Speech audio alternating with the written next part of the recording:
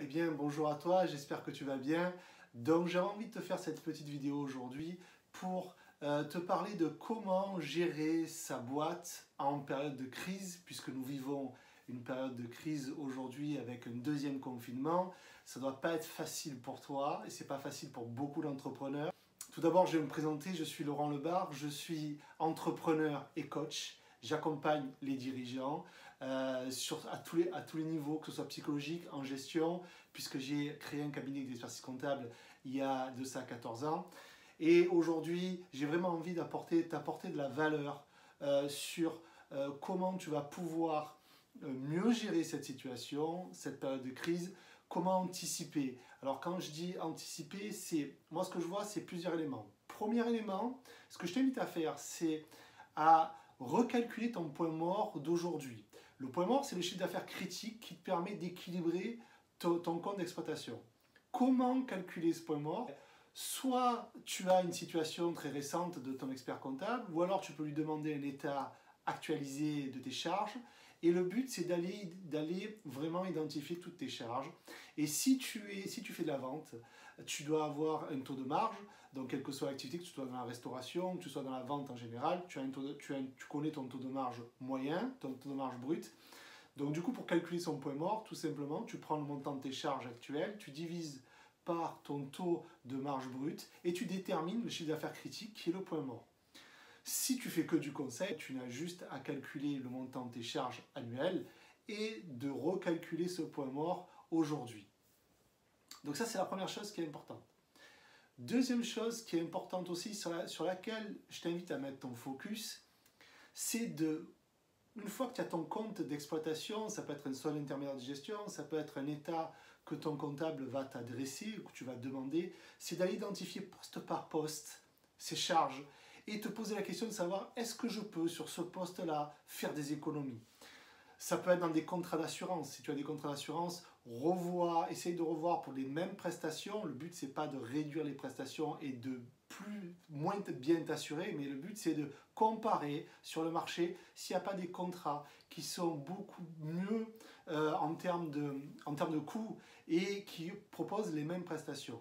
Ça peut être des contrats d'assurance, ça peut être des contrats mutuels. Si tu as un local, regarde si tu ne peux pas négocier avec ton bailleur, si tu ne peux pas réduire la surface pendant une période avec lui, faire un avenant pour reprendre plus tard quand ton entreprise repartira normalement. Autre chose que je vois aussi dans tes charges, ça peut être tes frais de déplacement, tes frais de représentation.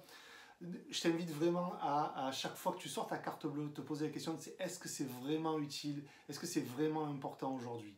Ou sinon, je t'invite à différer tes dépenses. Si tu as des dépenses de publicité à faire, quelle que soit la publicité, je t'invite vraiment à les différer et attendre parce qu'on est vraiment dans l'incertitude aujourd'hui. Le but, c'est de se sécuriser. Un, sécuriser sa trésorerie. Deux, se rassurer soi-même, c'est important aussi. En fait, troisième chose que je vois, donc une fois que tu auras listé toutes tes charges et voir où tu peux faire des économies, ce qui est important aussi, c'est fais-toi un tableau Excel. Reprends vraiment toutes tes dépenses et projette-toi 6 mois à 1 an et vois un petit peu toutes les dépenses qui vont arriver.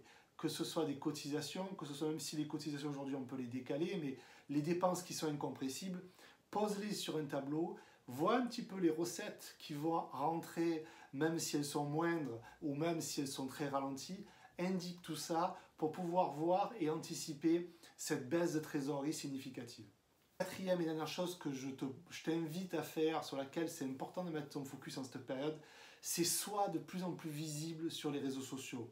Tu peux faire des posts sur LinkedIn, tu peux parler de ta boîte ou parler de toi. C'est important de comment tu es psychologiquement aujourd'hui. Même si ce n'est pas facile, je t'invite à être positif. Je t'invite à montrer que tu es là pour avancer. Tu es là, ce n'est pas la crise qui va te ralentir. Tu es là pour trouver des solutions pour avancer. Donc voilà, poste des photos, poste des vidéos de toi, de ton entreprise, peut-être de tes équipes. C'est important dans une bonne dynamique. Fais des vidéos si tu te sens capable, fais des vidéos, parle de ce que tu as envie de faire, de comment tu vois l'avenir, comment tu vas pouvoir aider tes clients ou même tes futurs clients. C'est important dans ces périodes-là de même se projeter et de s'imaginer qu'est-ce que je peux apporter en cette période qui va pouvoir aider mes futurs clients. Ça te permettra aussi de retrouver de l'énergie. Et je t'invite aussi peut-être à t'entourer d'autres entrepreneurs avec qui tu vas pouvoir brainstormer, tu vas pouvoir créer de l'intelligence collective avec eux, mais des entrepreneurs, entoure-toi de personnes positives qui ont envie d'avancer, qui vont pouvoir aussi t'aider à sortir un peu de ce brouhaha un petit peu très difficile. Et par contre, une chose très importante, coupe-toi des médias qui sont trop polarisés dans ça va mal. Voilà. Prends des informations, prends des infos sur Internet, etc. Mais ne passe pas ton temps devant des médias qui vraiment nous mettent en évidence que c'est catastrophique.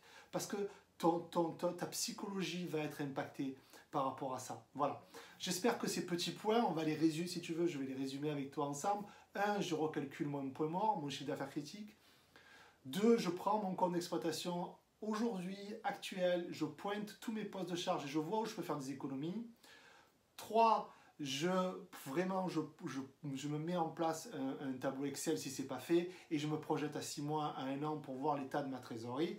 Et enfin, 4, je me rends visible sur les réseaux sociaux, je poste, je donne envie aux gens de venir travailler avec moi et je montre que je suis toujours dans une psychologie positive et que j'ai envie d'avancer.